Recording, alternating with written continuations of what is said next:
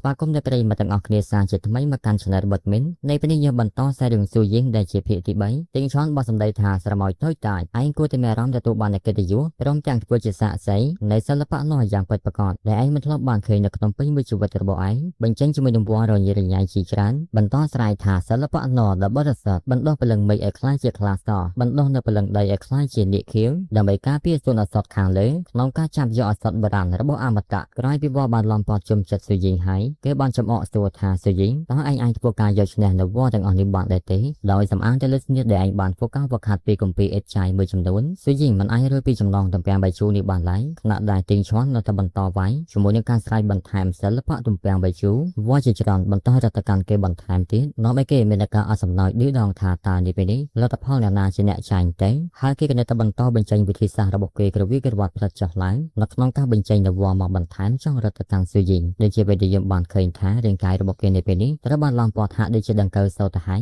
យបែបនេះទីងឈွန်បានស្រ័យបន្ថែមច្របាច់បំបែកជានៅការសាយភីហើយស្ថានភាពខកស្ងប់បន្តិចហើយទីងឈွန်នៅតែបន្តសើចពីតិចលឺខ្លាំងបោះពាក្យថានេះហើយដែលឯងមានទំនុកចិត្តពេកយ៉ាងឈីមើលពីចម្ងាយឃើញថាស៊ូយីងប្រកាសជាមិនអាចរស់បានទេបន្តពីចូលទៅក្នុងនោះតើខ្ញុំគួរតែសង្គ្រោះគេបែបណាទេទាំងដែលខ្ញុំទើបតែស្គាល់គេតែប៉ុណ្ណោះទីងឈွန်បន្តថាមិនចាំបាច់ភ័យទេយើងមិនឲ្យឯងស្លាប់នោះទេព្រោះតែគ្រួសារជ័យក៏ចង់ឲ្យឯងមានជីវិតរស់ផងដែរចាប់កាន់ផ្កាប្រាប់បន្ថែមប៉ុន្តែរាងកាយដែលនៅសេសសល់របស់ឯងមិនចាំបាច់នោះទេស្រាប់តែនេះពេលនោះគេមានការភ្ញាក់ផ្អើលមែនតើព្រោះតែស៊ូយីងគេនៅតែមានជីវិតអាចធ្វើកម្មបាយចេញមកខាងក្រៅក្រោយពីបានចេញមកខាងក្រៅបោះពាក្យថាសូមអរគុណដែលបានរំលឹកមុននោះឬក៏សម័យនៅខណៈដែលទីឈွန်ស្រ័យថាជាមួយនឹងវត្តទំពាំងបៃជូទាំងអស់នេះឯងអាចធ្វើការទប់ទល់ដោយរបៀបណាទៅនៅពេលនោះហើយគេនឹកឃើញថាប្រើប្រាស់ភ្លើងដើម្បីដុតវារួចក៏បាននឹកឃើញដល់គម្ពីរព្រះអាទិត្យដ៏អស្ចារ្យព្រមជាមួយគម្ពីរស្និទ្ធកណ្ដប់ដៃគោកម្លាំងដំរីពួកការប្រែក្លាយចម្រាញ់រាងកាយលើឲ្យទីងឈွန်បានរសារថាការយល់ដឹងបន្តិចបន្តួចនៅពាក់កណ្ដាលសមរភូមិហើយថែមទាំងអាចធ្វើការបំបីស្និទ្ធរបស់យើងស៊ូយីងបោះពាក្យមកវិញថាបើសិនជាវាជាសិល្បៈនោះរបស់គ្រួសារជើងខ្ញុំប្រហែលជាមិនអាចបំបីវាបាននោះទេប៉ុន្តែវាហាក់ដូចជាឯងទើបបីជាខ្លាចជាឆ្កែបំរើគ្រួសារជើងក៏ដោយក៏ពួកគេមិនព្រមប្រកួតស្និទ្ធពិសេសទៅកាន់ឯងឡើយទីឈွန်ស្រ័យថាបិទមាត់ទៅស្រមោចស៊ូយីងបញ្ចេញអំណាចប្រាប់ថាដល់វេនយើងម្ដងហើយហើយក៏ចាប់ផ្ដើមស្ទុះចូលទៅវាយប្រហារបើទោះបីជាគេបញ្ចេញនៅវត្តមកទប់ស្កាត់ក៏មិនអាចដែរសំណាងឲ្យតែកិច្ចផតក៏មិនស៊ីម្ដាយរបស់ស៊ូយីងខណៈដែលគេបានធ្លាក់ទៅខាងក្រោមស៊ូយីងបន្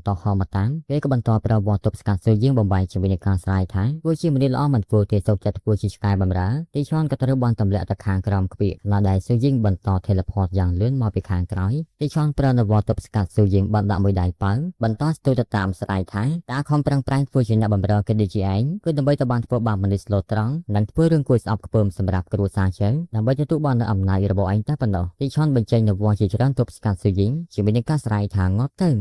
ស៊ូយីងបន្តពីការទប់ទល់ជាមួយនឹងការកិច្ចហើយក៏ស្ទុះចូលវាយបកទៅកាន់គេជាមួយនឹងការបោះពាក្យឯងក៏ជាមនុស្សសាមញ្ញនឹងគេដែរទទួលបាននូវអំណាចអេតចៃបន្តិចបន្តួចបញ្ចេញរកពីអ៊ុតអាងមើងងាយអ្នកខ្លះហានទន់ខ្សោយមនុស្សដូចជាឯងសំនឹងឲ្យគេវាយពិតមែនវត្តទាំងប្រមាណដែលបានបញ្ចេញទប់ស្កាត់ស៊ូយីងក៏មិនអាចទប់ស្កាត់ស៊ូយីងបានឡើយស៊ូយីងនៅតែឯងវាយបំបាយខណៈដែលគេទៅពីការទប់ព្រមជាមួយនឹងការកិច្ចតែប៉ុណ្ណោះខណៈដែលស៊ូយីងបន្តបញ្ចេញកម្លាំងមកបន្ថែមគេក៏បញ្ចេញនៅកម្លាំងរបស់គេការពារកាន់តែខ្លាំងផងដែរខណៈដែលស៊ូយីងគេទៅពីការវាយចុះវាយឡើងមិនប្រយ័ត្នត្រូវបានទីឈွန်ប្រើប្រាស់នៅការជាប់គាំងចង់តែកាន់កដដៃរបស់គេជាប់រួចក៏បន្តក្រវីក្រវត្តស៊ូយីងចុះឡើងហើយក៏បានបោកស៊ូយីងទម្លាក់ចូលទៅក្នុងទឹករួចចាប់ផ្ដើមបញ្ចេញជាមួយវិធីសាស្ត្ររបស់គេស្រ័យថាការឈោកនរោមានផ្កាឈោកមួយបានផុសចេញពីទឹកហាក់ដូចជាបានក្តោបស៊ូយីងចូលទៅក្នុងនឹងបាត់ទៅហើយប៉ុន្តែស៊ូយីងនៅតែអាចប្រើប្រាស់នូវស្នៀតកំដាប់ដៃគោកម្លាំងដំរីបំបាយជាមួយវាចៃមកខាងក្រៅដែលគ្មានបញ្ហានោះទេហើយនេះនោះមិនគេមានការផាត់ភ័យមែនទែនណាដែលស៊ូយីងក៏បន្ត teleport មកគេក៏លើកបញ្ចេញនៅការទប់ទល់ខណៈដែរស៊ូយីងជាមួយកណ្ដាប់ដៃរបស់គេសាំយកបែបនេះគេស្រ័យហៅថាឯងជាបិសាចស៊ូយីងសាមបានបាយក៏បន្តប្រើប្រាស់នៅកណ្ដាប់ដៃទី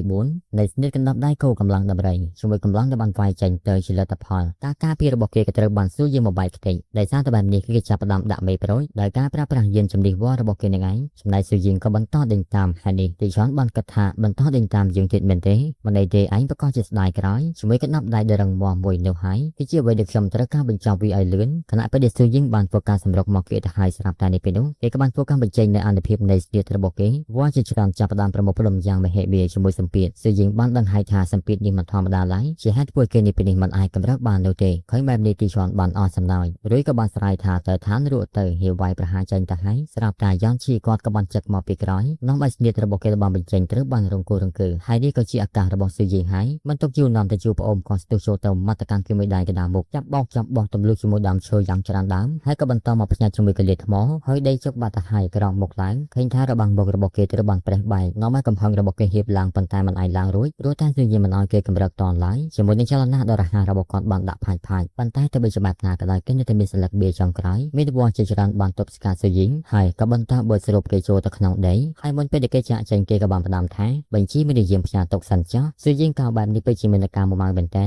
មិនទាន់បានផ្ដាល់គេឆ្អែតផងនៅកណ្ដាលពេលនោះស្រាប់តែមានបុរសម្នាក់ស្ដាយពីចម្ងាយលោកមន្ត្រីតុលាការតេងឆនតើលោកជាវិជាណដែលមែនទេហើយនេះពេលនេះលោករកឃើញស៊ូយីហើយនៅយ៉ាងឈីគាត់ក៏បានប្រមូលស៊ូយីចាក់ចេញពីទីនេះគេក៏មិនបង្អង់យល់ឡើយក៏ប្រញាប់ចាក់ចេញទៅនៅតាមផ្លូវគេក៏បានអរគុណគាត់ក៏បានប្រាប់ថាមិនចាំបាច់ភ័យថាយើងរត់ចោលឯនោះទេហើយបានបន្ថយជីវិតដើម្បីសងសឹកឲ្យប្រជាជនដោយប្រឈមជាមួយទេវតាខ្មោចចំណែកយើងទៅបីជាឋាននៅក្នុងចំណោមពុយពងអរិយក៏ដោយក៏តែងតែប្រកាន់ខ្ជាប់នូវភាពស្មោះត្រង់ឯងគឺជាមនុស្សប្រឆាំងទៅនឹងអំពើអាក្រក់ដើម្បីយុត្តិធម៌យើងមិនអាចអាត្មានិយមគិតទៅពីអាត្មានោះទេស៊ូយីប្រាប់ថាប៉ុន្តែខ្ញុំជាមនុស្សមិនមែនអរិយឡើយគាត់ប្រាប់ថាកុំប្រកបពេកព្រោះតែគាត់មិនដែលឃើញមនុស្សឯណាអាចធ្វើការវឹកហាត់នៅវិធីសាស្ត្ររបស់អរិយស្ទាត់ជំនាញឆាបរហ័សបែបនេះទេស៊ូយីបានគិតថាតើនេះអាចជាមូលហេតុដែលគ្រួសារចៅចង់ចាប់ខ្ញុំដែរទេព្រោះតែពួកគេបានគិតថាខ្ញុំជាមនុស្សពាក់កណ្ដាលអរិយប៉ុន្តែវាមិនអាចទេហើយបានប្រាប់ទៅកាន់ប៉ុន្តែវាមិនគួរបែបហ្នឹងទេហើយប្រាប់ទៅកាន់គាត់ខ្ញុំពិតជាមនុស្សមែនខ្ញុំនិងពុកម៉ែរបស់ខ្ញុំគឺជាមនុស្សមកពីសួរជាភីងយើងកាត់ទៅមើលទាំងឆននៅពេលនេះហាក់ដូចជាដង្ហើមជាងរត់ទៅហើយបរិះម្នាក់ប្រាប់ថាលើម្ចាស់វ័យឈូគេនៅមានជីវិតទេនេះពេលនេះកំពុងតែពឹងពាក់លើធម៌ពលជីវិតដែលជាវិធីសាស្ត្រសម្ងាត់ទី1របស់នីវ៉ាន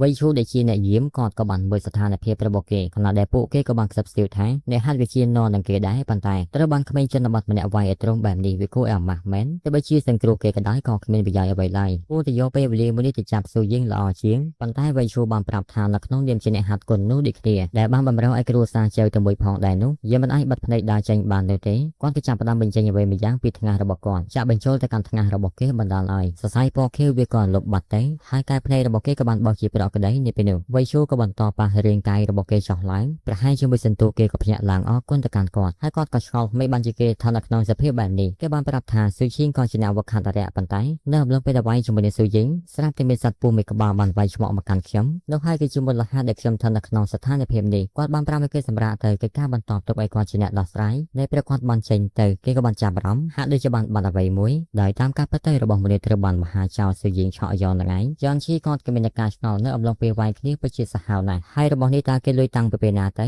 ៅស៊ូយីងប្រាប់ថានៅអំឡុងពេលដែលកាច់ដៃជើងរបស់គេយ៉នឈីលឺហើយក៏កោតសរសើរផងដែរស៊ូយីងក៏បានបើកមើលមាននៅគម្ពីរព្រមជាមួយនឹងប្រាក់គេសាទវាមិនមែនជាគម្ពីរនៃបច្ចេកទេសអរិយដែលគេបានជួបនោះទេតែវាអាចជាសិល្បៈសម្ងាត់របស់គ្រួសារចៅដែរទេយ៉ាន់ឈីគាត់ក៏បន្តថាគ្រួសារចៅមិនងាយឲ្យគម្ពីរប្រចាំតកោពួកគេស្ថិតចូលទៅក្នុងដៃរបស់អ្នកខាងក្រៅឡើយទោះបីជាគម្ពីរសិល្បៈគុនដ៏សាមញ្ញក៏វាមិនត្រូវបានអនុញ្ញាតឲ្យចេញមកខាងក្រៅឡើយមេតេទីងជន់ប្រកាសជាលួចកត់នៅច្បាប់ទាំងអស់នេះដោយសម្ងាត់មិនខានស៊ូយីងគេពេជ្រចាំបារម្ភមែនទែននៅអ្វីដែលទីងជន់បានធ្វើការវឹកហាត់ប្រហែលជាសិល្បៈសម្ងាត់របស់នីវ៉ានឹងហើយគ្រាន់តែគេបានធ្វើការវឹកហាត់តែផ្នែកខាងក្រៅតែប៉ុណ្ណោះប៉ុន្តែកម្លាំងដែលបានធ្វើការបញ្ចេញគួរឲ្យខ្លាចបែបនេះសិល្បៈពិតរបស់គ្រួសារចៅប្រកាសជាមានអានុភាពខ្លាំងជាងនេះប៉ុន្តែបើសិនជាខ្ញុំអាចធ្វើការឆ្លងកាត់បានឈានទៅកាន់កម្រិតទី6នៃស្នៀតកណ្ដាប់ដៃគោកម្លាំងដំរីមនុស្សដូចជាទីងឈន់មិនមែនជាដៃគូរបស់ខ្ញុំទៀតឡើយហើយក៏បានប្រាប់ទៅកាន់យ៉នឈីគេបានធ្វើការបង្ហាញនៅខ្លឹមសាររបស់កណ្ដាប់ដៃគោកម្លាំងដំរីឲ្យមើលគាត់គ្រាន់តែមើលហើយយោងទៅតាមគម្ពីរសញ្ញាចាស់នេះពេលនោះគេក៏បានធ្វើការបញ្ចេញប្រាប់ថា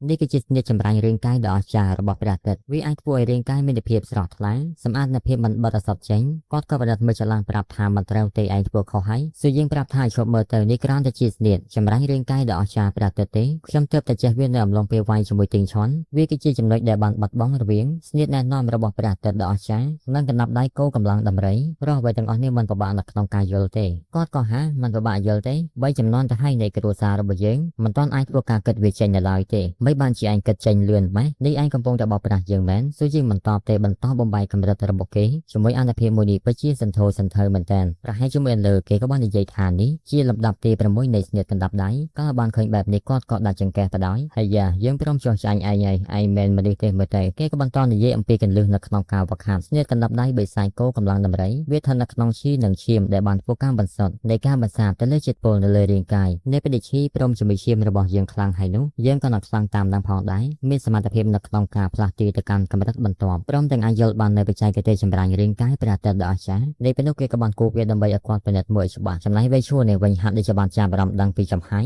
សាយភីចេញពីទិសប្រាសាទបាក់បែកនៅផ្នែកម្ខាងមានសត្វមួយនិយាយថាគេបានមកហើយសត្វមួយក៏បានវាយគេចេញស្រ័យថាវាមកពីទិសដៅនៃប្រាសាទបាក់បែកនោះសត្វម្នាក់នេះមានឈ្មោះថាហងស៊ីមភីងក៏ជាទេវតាភ្នំថ្មកេងជ្រុងក៏បានសួរថាតើនោះគឺជាស៊ូយីងមែនទេសត្វមួយនោះក៏បានឆ្លេឆ្លាមមកប្រាប់លោកទេវតាគេថាស៊ូយីងទើបតែរត់ចេញពីភ្នំហុងនៅពេលថ្មីនេះហើយនេះហើយចំហាយនៅគួរតែជាចំហាយរបស់គេហើយខ្ញុំក៏បានទៅសើមកផងដែរថាមន្ត្រីខេត្តកំពុងតែលាក់ខ្លួននៅក្បែរនេះគាត់ប្រហែលជាកំពុងតែស្វែងរកស៊ូយីងនឹងឯងកេងជ្រុងក៏បានប្រាំមុនស្នេហ៍ទៅឲ្យអ្នកដើម្បីនោះដើម្បីឲ្យឱកាសនាងនិយាយអបអរសាទរទៅកាន់ទេវតានាងភារកិច្ចនៃការចាប់ស៊ូយីងប្រកាសជាខ្លាចជារបស់គាត់តែហងស៊ីមភីងក៏បាននិយាយថាវាគ្រាន់តែជាគុណសម្បត្តិមួយប៉ុណ្ណោះបើយើងអាចធ្វើការចាប់គេបានលើយើងទៅមើលសិនទៅតែទៅមើលយ៉ាន់ឈីគាត់សប្បាយចិត្តមែនទែននៅពេលនេះគាត់បានធ្វើការវឹកហាត់នៅបច្ចេកទេសស្នៀតកណ្ដាប់ដៃទម្លុងចូលមកកាន់កម្រិតទី5ទៅហើយក្រោយពីទទួលបានអំណាចដល់ទេវភាពបែបនេះគាត់ក៏ចាប់ផ្ដើមតេស្តនៅកម្លាំងរបស់គាត់មើលទៅប្រើតែកន្ទុយទៅប៉ុណ្ណោះលើកដុំថ្មប៉ុណ្ណាណីហើយគាត់ក៏និយាយថានៅក្នុងចំណោមគ្រួសាររបស់គាត់ទាំងអស់គ្មានពួកណាមួយដែលវឹកហាត់ឈានដល់ level 4ទេប៉ុន្តែដោយស្ថិតនៅក្រោមការណែនាំរបស់ស៊ូយីង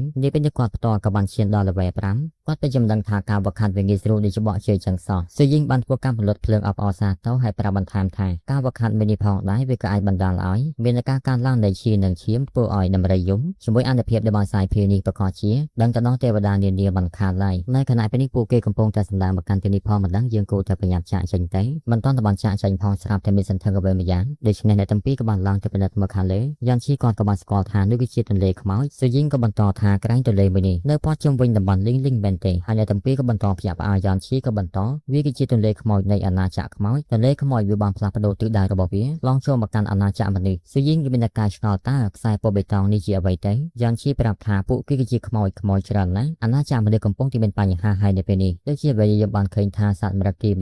កំពុងតែចលាចរប្រសាយពេញព្រៃសត្វណាកិច្ចបន្ផុតក៏ត្រូវបានចោទនឹងឯងខណៈដែលស៊ូយីងបន្តសម្លឹងមើលដោយការភ្ញាក់ផ្អើលអេពីសូតទី3របស់យើងក៏ត្រូវបានស្លាកកន្លែងនឹងឯងហើយបើយល់ថានៅក្នុងអេពីសូតមួយនេះល្អមើលប៉ុណ្ណានោះកុំភ្លេចជួយខមមិននៅខាងក្រោមវីដេអូព្រមជាមួយនឹងការ like វីដេអូម្នាក់មួយអធិស្ឋានរងនៅកំហុសឆ្គងពីសំណាក់ពេលនេះមានមេប៉ាក់លុយ9ក៏សូមអរគុណសម្រាប់សួរបាយបាយ